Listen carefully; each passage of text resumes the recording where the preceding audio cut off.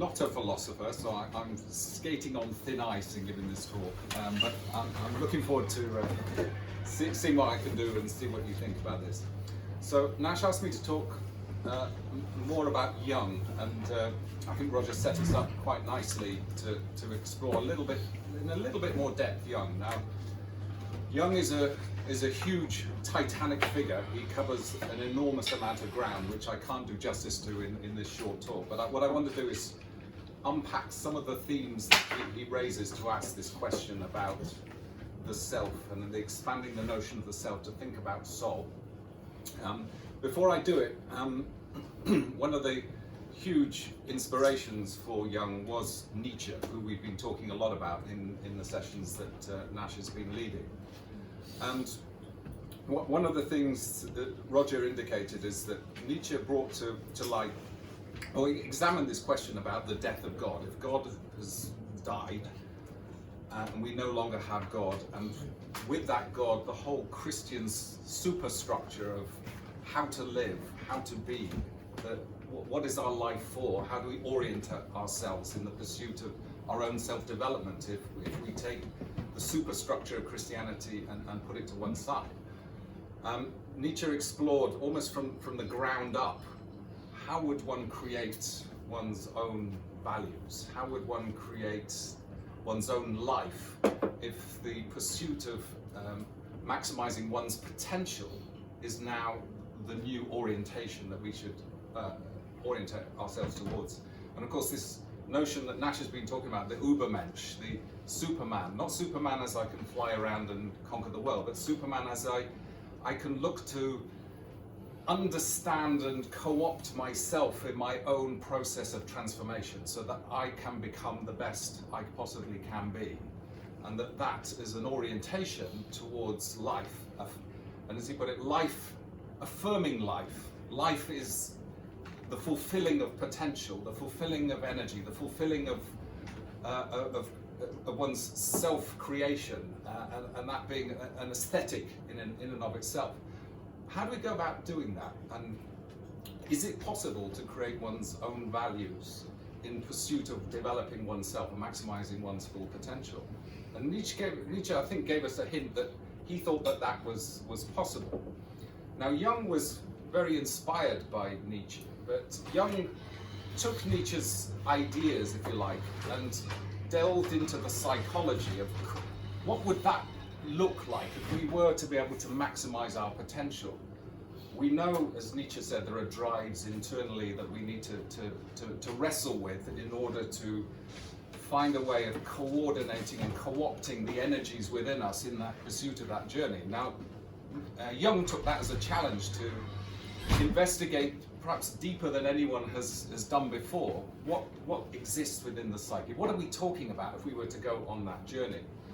And so one thought that I think Jung has, and we can debate this, is that Jung felt that the forces within us, the drives, if you like, that we'll explore a little bit of what those are in a minute, are so strong and so profound that we may not indeed be the masters of our own house.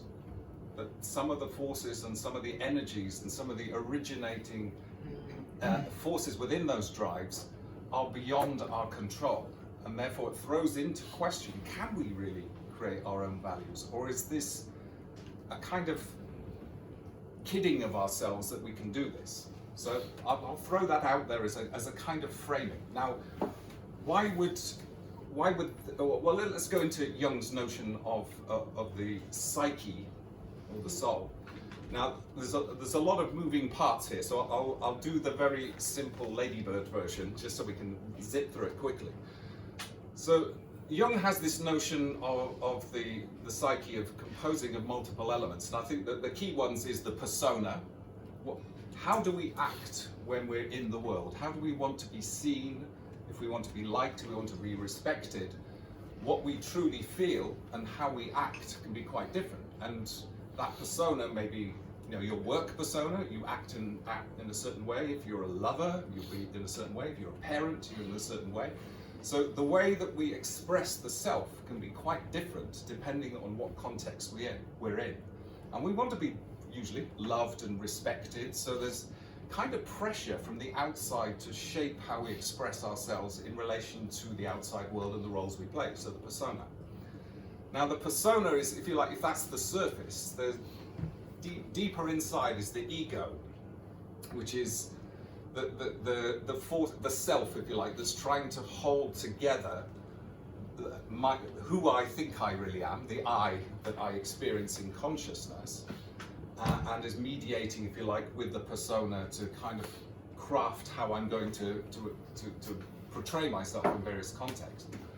But the ego is not just dealing with conscious thought about myself and reflection, it's also having to deal with the darker side, the shadow, as Jung talked about, which is a combination of more primitive drives, and we'll talk about that in a minute, what kind of, where they are, what does he mean by that and where they come from, but almost like forces and energies. And also material that we've repressed, and he's sort of built off of Freud here. Stuff that's too painful, too difficult, too shocking, too horrible, so we've kind of buried it into the subconscious, if you like, which can be triggered and pops up from time to time to interfere with our ego, and then could lead us into acting out in certain ways that might not be in our own self-interest.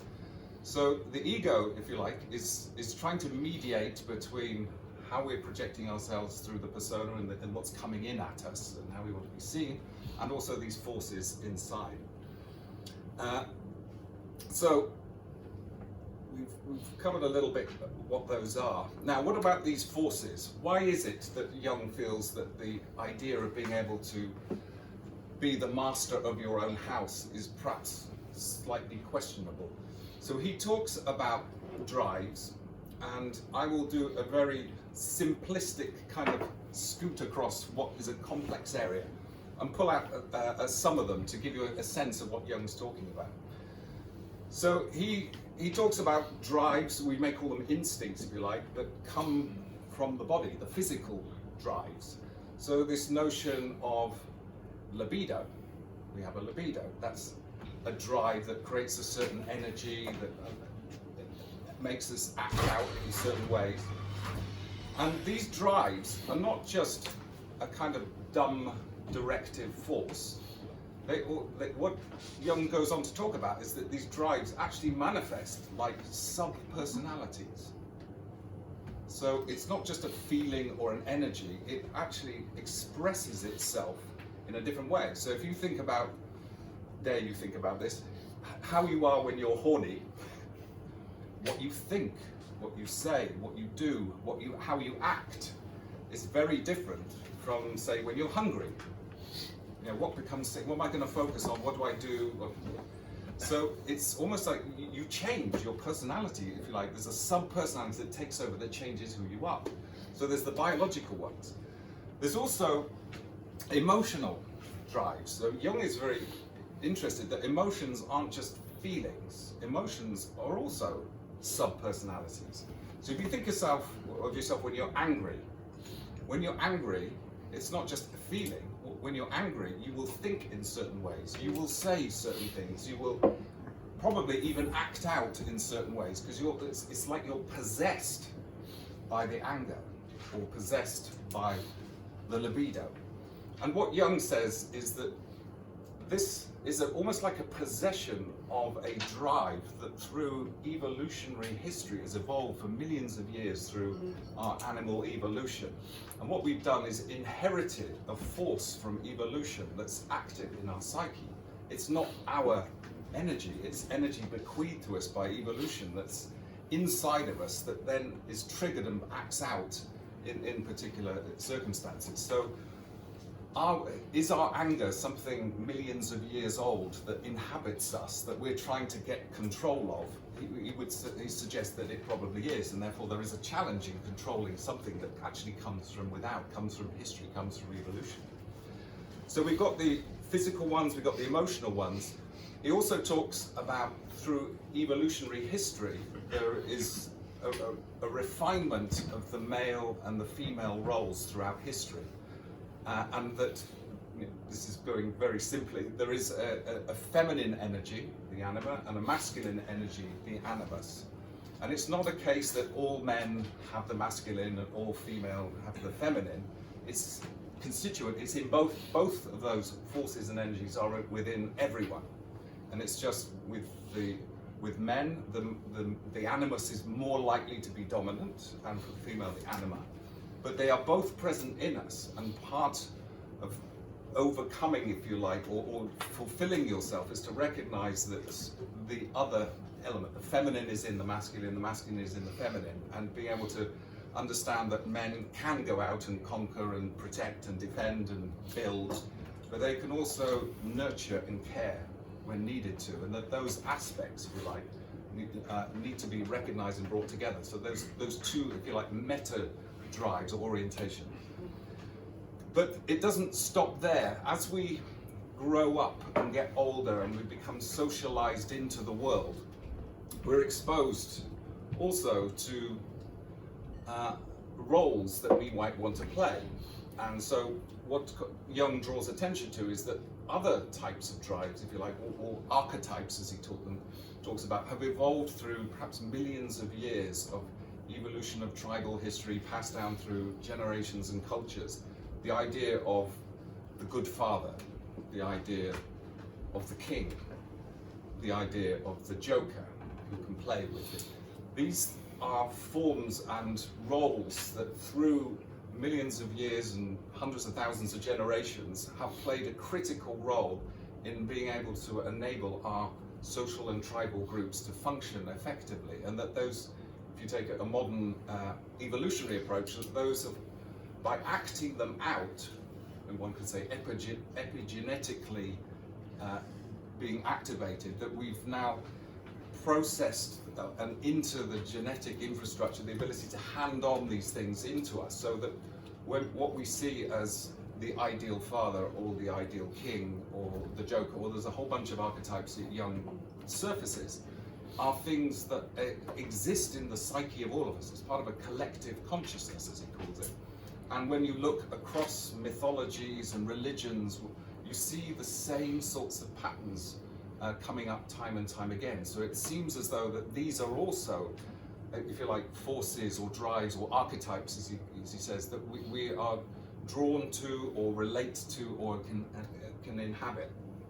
And finally, the notion of spiritual, that myths and symbols resonate with us, the ideas that these represent call to us in certain ways.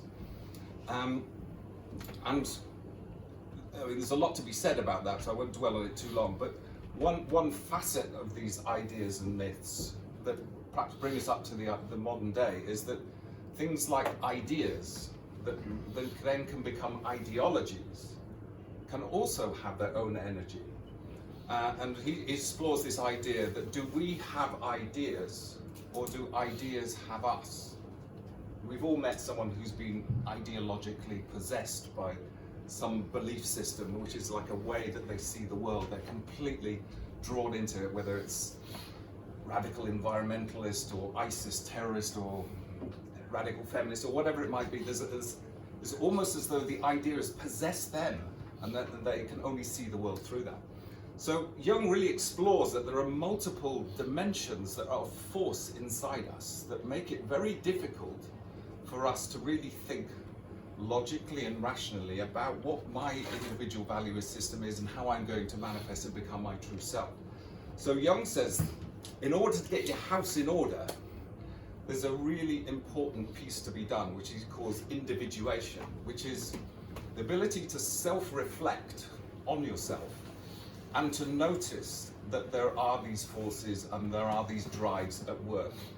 And that the task of individuation, if you like, your own self-development, is not to ignore these things because they are a part of all of us, but to recognize them and find a way to bring the energies together into a collective whole such that you can source for the energies and the direction from all of these into a more integrated whole self. Now, the risk of ignoring them, like the angry one or the jealous one or whatever, and is that if you do that, there's a risk that this sub-personality might splinter off and become its own little beast and demon that can then, when triggered, possess you. And people can, in the worst instances, become psychotic or have schizophrenia because there's parts of them fractured off. So he very much says that the goal of finding yourself is the attempt to individuate, the attempt to bring all these together. So individuation requires an act of self-reflection, to kind of notice the energies within you, to notice how you are with others, what triggers you. And it's a constant journey of being self-reflecting, seeking to self-transcend. And this is what the ego should be doing if it's in a healthy person. Jung said it's quite difficult to know what's going on in that subconscious, and therefore he's made a big thing about dreams, that dreams can often give symbols or signals or metaphors of things going on in your psyche, and therefore interpretation of dreams was an insight into the subconscious that gave us ideas about what's loitering there that might be brought out into the conscious and helped through that individuation. So for Jung, if you like, the self, the psyche is juggling all these forces of who do I want to be, how do I deal with the complexity of the psyche and what's bubbling up in terms of these drives. Now for Jung, he recognized that as we get older and as we start to wrestle more with getting control some of the drives, but now we're looking at our roles and ideologies and mythologies and religions, the balance of things that we're dealing with changes throughout our life, so we're increasingly having to evolve and develop ourselves through our life. But this question then becomes of, how do I develop myself? As Roger said, this idea of transcending myself, is it just I have all the components that I need and it's just a case of causally and working on them to extend and evolve something better in myself? Is myself simply a range of qualities that I have that I evolve to the next level? And Jung said, no, there are elements of our self-development and self-transcendence that bring something new to us that we never had before. So how can it be causally developed? So he introduces this idea is the transformation of the self something that's being pushed and evolved from within, or is there something from the outside pulling us, beckoning us, like our being and our becoming? The becoming has something outside of ourselves, transcendent, pulling us forward into new areas of growth. And so at the end of his career, he was really interested in exploring that element of it. He didn't go on to fully develop it, but he recognized that there is something beyond the self, as Roger said, that seemed to be calling and pulling us towards something around our self-transcendence. So to pull it all together, I think Jung would say there are forces within us and drives that make it very difficult to be the author of our own lives in ways that would allow us from the ground up to build our own value system and fully become the person that, fully realize our potential. That is in some ways a challenging role that for many people would be impossible, and that therefore maybe there are transcendent forces or transcendent ideas, the collective unconscious, and a connection with the outside world that gives us a framework that kind of balances the internal forces, that kind of pulling as well as developing our relationship of wholeness, as Roger said, the wholeness of us in our psyche, but the wholeness in terms of what is this relationship of wholeness with the world out there, with reality.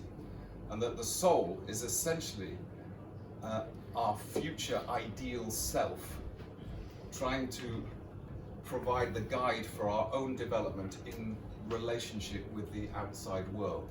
So near the end of his life, Jung talked a little bit about this notion of the sort of sacred soul, or imago Dei, the image of God. He was struggling to find words to describe almost like the soul as the perfect essence of what I could become, and that in some ways was tangible and real, that was sitting alongside the ego, which is managing the now, beckoning the journey forward to the full potential of oneself.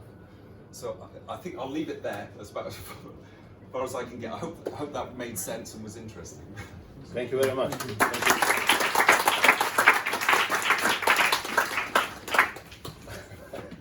Well done. All right. So, what am I about